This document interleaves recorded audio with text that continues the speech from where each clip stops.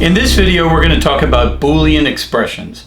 Now, Boolean expressions do not need to be difficult, and we're really only going to talk about the basics in this video, and it'll be important for you to kind of explore some of the different ways that Boolean expressions are used, and we will definitely talk about this more in the programs that we write in both C and Python. But I want to kind of give you a 60,000 foot view on some of the very basics in this video, so let's jump right in. So Boolean expressions are based on Boolean variables, which are either true or false. And we've kind of alluded to this a little bit, but basically anything that's non-zero is considered true in Boolean logic and Boolean math, but basically we're just going to use 1 or 0, or true or false, okay? There's no sort of true. It's either true or it's false, okay? And knowing that will help us as we go forward. So we can compare two Boolean variables, and we can do it a couple different ways. We can AND them, which means if this one's true and this one's true, that evaluation is true. If this one's true and this one's false and we're ANDing them, we're asking, is this one and this one true? And if it's true false, that is not true, so it would evaluate to false. So when we AND, we're basically saying that both variables we're comparing are true, okay? Now, we use the word AND, or you can use ampersand, ampersand, but both, basically, that's a syntactical thing based on the language you're in, but it's ANDing. So if both of them are true, an AND returns a true. The other one we do most frequently is ORing, which is the two vertical bars of the word or, okay? And it means that at least one of them is true. So if x and y are the two variables, and x is true and y is false, and or is still true. If x is false and y is true, still true. If they're both true, an or will still return true. So if they're both true, an and will be true, and an or will be true. And we're going to talk about one other slight deviation to ORing called Exclusiveoring in a minute. The other thing I want you to be familiar with is not, it sounds weird to say notting, but to take the opposite of a value, which we use the bang, okay? Nerd speak, that's not an exclamation point, that's bang, okay? So bang x means the opposite of x. So if x is false, not x means true, and vice versa, okay? All right, so let's look at an example. Let's say x is true and y is false, all right? X or y is true, because is this or this true? Yes, so that would be true. And you can bet if we AND them, it's going to be false because y happens to be false, and AND requires that both of them be true. Now, if I were to take the opposite of y and AND it with x, that should give me a true, because the opposite of y is true. True ANDed with true returns true. Okay? So it's not that difficult, but when we think about these things, what we typically do is we put them in tables that summarize the values. So let's look at an AND table. An AND table, the first thing we do is have all of the possible combinations of x and y in these tables. All right, so true, true, false, false, and then true, false, false, true.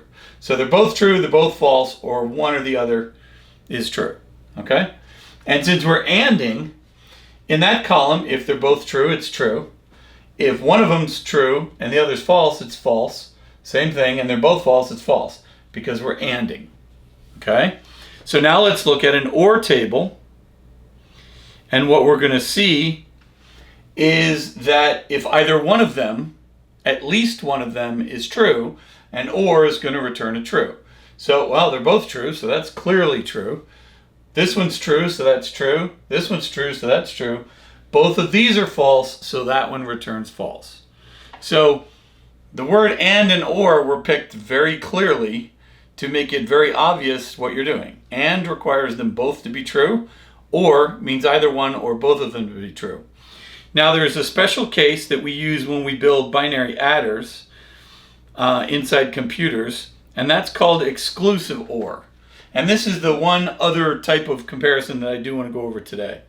An exclusive or means one or only one of them. In other words, one of the two is true, but not both.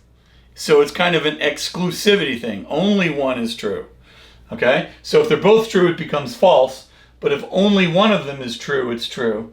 And of course, if they're both false, it's still false. So that's the only difference there. In an exclusive or, it wants only one of them to be exclusively true. With both true, that's not exclusively true, so that one becomes false. Okay? So let's look at a complicated one and solve it. So we're going to say x is true and y is true, and we want to evaluate not x ANDed with y. Okay? So the first thing we're going to do is draw our combinations. They're both true, they're both false, or one or the other is false. Okay? And the easiest thing to do is to take the opposite of x. So we're going to give ourselves a column, and we're going to take the opposite of what's in here and put it in there. Pretty simple. This is, mathematically, it's equivalent of flipping the bits. Okay? So true becomes false, and falses become trues. Pretty simple. Okay? Now what we're going to do is we're going to AND these two columns. Right? Because it's not x ANDed with y. So yeah, they're listed differently because we're working this out, but really ANDing them, the order doesn't matter. Okay?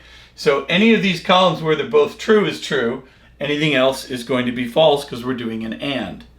So the first one's false, the second one's false. They're both true in the third one, so that's true, and that one's false. Now, we know that we're looking for the special case of true and true. Okay, and if we look at that, it's basically this column, x and y are true. Okay, and the evaluation, the final evaluation is that one, which shows us that it's false. Okay, but by doing this table, if this is an assessment and it asks me 3 or 4 questions about this evaluation, you know, what if y is false now, what do you get? I've already done the table, and it's pretty quick to be able to work this out. And I've done these on exams myself in college in computer science, where I've had to work like 5 or 6 columns because they're building out a heavier expression. Now, the other kind of point that I want to leave you with today is called short-circuiting. Computers do this automatically, and they're very, very good at it. There comes a point in a binary evaluation, in a Boolean evaluation, where you may be able to quit before you have to do any other work. And I promise you, you're going to see these on assessments. This is the kind of thing that professors love to write into tests. Okay? So I'll show you what I mean, and it'll make it very, very clear. We're going to evaluate for x is false and y is false. Okay? And here comes this monster expression. Okay? So we've got this x ORed with y, ANDed with all of this noise over here. Now, personally, from experience, when I see that, I go, ha-ha, I bet he's testing my short-circuiting. Because this just looks painful. Okay? I mean, we could do it, but it looks painful. So let's break this down. These two parentheses mean that everything in here is on the right-hand side of this AND. And this is really short. So what is it? It's an OR with both of them false. Right? So I know that this little piece right here is going to evaluate to false. If I can get it to show up here. All right, that's going to be false. Now, it's false ANDed with all this. So what I want you to think about is, does this part matter anymore? And the answer is no, it doesn't. Because if I AND a false with anything, I'm getting a false. So I can tell you right now, I'm done, it's false. I didn't even have to think about all that. Now I could if I wanted to make sure, but it has no bearing because this side's false. And a computer's going to go, we're done, it's false. Okay? We can do the same thing. All right? Because that AND means that false ANDed with anything is false, we're done. Okay? So, again, this is a very brief look at the way we do Boolean comparisons and evaluating Boolean expressions. Okay? If you're in computer science for any amount of time, you're going to see those on assessments. There's usually at least a couple when you get into these topics, and it's important to know. And we will play with Boolean expressions when we write our code in both C and Python, and then later in the CSA course in Java. Okay? So that's it for this particular video. The next thing we're going to do is get even closer to programming, and we're going to start talking about data types, which are very important to programmers because each type of data we use takes a different amount of storage, and obviously storage matters because if we run out, we're in trouble. Okay? So that's on the next video, so I will see you on the other side.